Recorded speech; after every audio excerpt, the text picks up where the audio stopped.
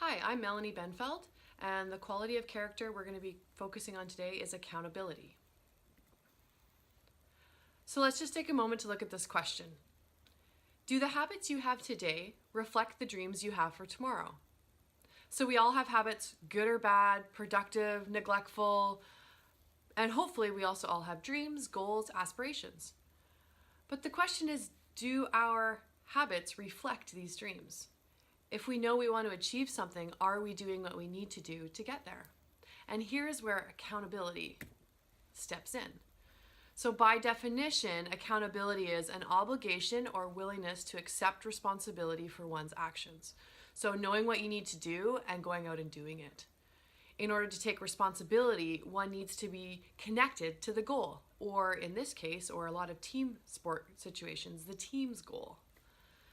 Now, can you think of a time where you were involved in a team and you collectively created a goal? And then as a group, as you create these goals and you focus on what you need to do to fulfill these goals, that is where you start to create ownership. So individuals need to be clear about how they contribute to the team's success. So what is it that each one of these team members need to do for the team to ultimately achieve the goal they're hoping for? So with this in mind, let's look at a quote from Pat Summitt, the winningest coach in NCAA Div 1 basketball. She says, responsibility equals accountability equals ownership. And a sense of ownership is the most powerful weapon a team or organization can have. So if you think about maybe what a team could accomplish if the entire team felt ownership over that season. Think about what the players would do, what reactions they would have, what responsibilities they would have, and them actually fulfilling those with the team first in mind. I like to talk about when we're talking about accountability, we need to be ready, we need to be responsible, and we need to be our best. So if we look at these three ideas, accountability, responsibility, and ownership, we come up with a team first attitude. So let's break it down. Ownership. Ownership is here where we all have our individual goals and then we share these goals with the group and we then create shared collective goals. And not only do we create them, but we now have to fulfill them and we find out what is our role in fulfilling these goals. We as a team, we own these goals. We need to make them a priority and we need to keep them safe.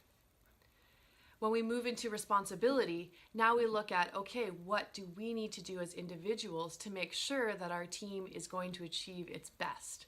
And then what do I need to do to contribute to the group? And then finally, if we move into accountability, now we know what we want to achieve. We know what needs to be done to get there. Accountability is where you go out and do it. And you make sure that you are responsible for your part in the group success and that your teammates are just as equally responsible or accountable. So here's where we talk about, once again, you need to be prepared, you need to be ready, and you need to be your best to be accountable. So accountable teammates think team first. And here's a quote from Beverly Smith, the head softball coach for the University of South Carolina. And she says, it's all about accountability. And for each student athlete to learn that it's not all about you. You are responsible for yourself, but there are other people that are counting on you and depending on you. So accountable teammates think about the team first. Everything that they do, their actions, their behaviors, their time management, everything, they think about how this will affect the team. And ultimately, does this help the team achieve our goal? So as an accountable teammate, you need to think team first and you need to always be prepared with the team in mind. So likewise, Maxwell, in his book Ethics 101, he reminds us of the team first. He says, you can develop a Midas touch with people by taking your focus off yourself and what you can gain and instead focusing on adding value to the group. So Midas touch for Maxwell is the golden touch. So someone who always seems to achieve success, they have this special golden touch. Well, that comes from this team first attitude and taking the focus off your own personal gains and instead putting them back onto how we can achieve collective success as a group.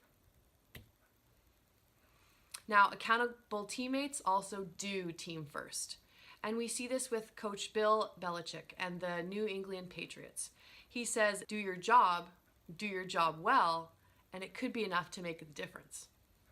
So this whole do your job mantra that the current Super Bowl champions are living by, for them it means being prepared, it means working hard, it means paying attention to the details and putting the team first.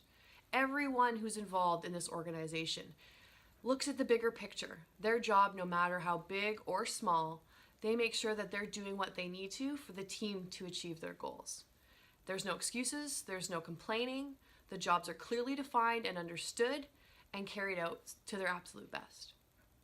So we need to remind ourselves that we need to be ready. We need to know what our role is. We need to be ready to do that job in whatever the situation may be, so that we are able to bring the best we can, the most valuable contribution to the team. And this includes everyone. So this image of a flock of geese in a flying V is an excellent visual of Brown's description of, in his book, Teaching Character Through Sport. He states, the power of an effective team is directly proportional to the effort each team member brings to his individual skills and roles. So just like the flock, each individual member has a role, and they rely on the other members to do their job as well. And it doesn't really necessarily have much to do with the individual skill of each of these team members, but instead what they can create as a collective group and the unity between this group. So accountable teammates now also hold teammates accountable. They hold you to be your best, and they expect your best.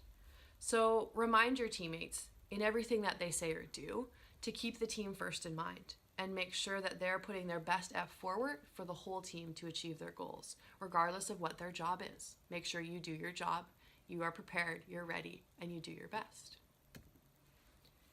Now, if we're aspiring for this team-first attitude, we need to remember that attitude reflects leadership. And this is a great clip from Remember the Titans, reminding us that we need to do a little bit of reflection as leaders and coaches for our teams. What does our attitude reflect? All right, man, listen. I'm Gary, you're Julius. Let's get some particulars and just get this over with, all right? Particulars? Yeah. No matter what I tell you, you ain't gonna never know nothing about Hey, me. man, listen. I ain't running any more of these 3 days, okay? Well, what I got to say you really don't want to hear, because honesty ain't too high up on your people's priority list, right? Honesty? You want honesty? All right, honestly, I think you're nothing. Nothing but a pure waste of God-given talent. You don't listen to nobody, man. Not even Doc or Boone. Shiver push on the line every time, man. You blow right past them.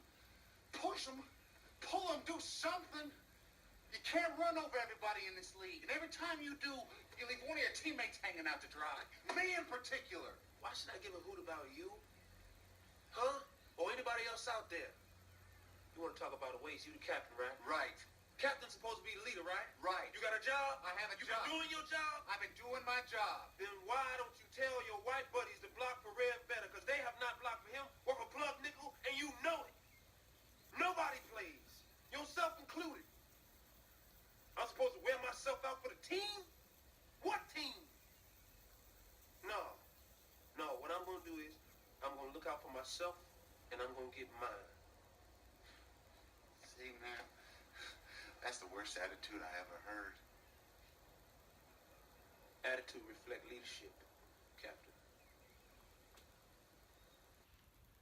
So, because great teams are made up of individuals who have consciously given up their quest for personal glory, who have willingly and wholeheartedly embraced the character traits of a team player, and who are fully committed themselves to the group effort. Again, Brown, in his book, Teaching Character Through Sport, reminds us of what it is to be an accountable teammate and to be a great leader. So if we're talking about accountability as a quality of character, we need to look for accountable teammates. We need to be accountable teammates. We need to think team first. We need to do team first. We need to hold our teammates accountable.